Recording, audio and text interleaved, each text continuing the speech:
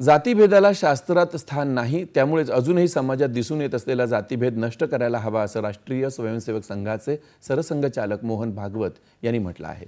ते आज नागपुरात कठाळे परिवाराच्या रौप्य महोत्सवानिमित्त आयोजित कठाळे कुलसंमेलनामध्ये बोलत होते। हिंदू धर्म हे नाव आज प्रचलित असलं तरी ते नंतर दिलं गेलेलं नाव आहे। त्यापूर्वी हिंदू धर्माला मानव धर्म असंच नाव होतं। हिंदू धर्मात सर्व मानव एकसमान आहेत असं ते म्हणाले। लोकसंख्या कमी होत आहे हा चिंतेचा विषय असून ते त्यांनी अधोरेखित केलं। एखाद्या समाजाचा प्रजनन दरात 2.1 पेक्षा अधिक घट झाली तर त्या समाजाचं अस्तित्व धोक्यात येतं असं आधुनिक लोकसंख्या शास्त्र सांगतं। असं झाल्यानं अनेक भाषा आणि समाजही नष्ट झालेत। याकडे भागवत यांनी लक्ष वेधलं।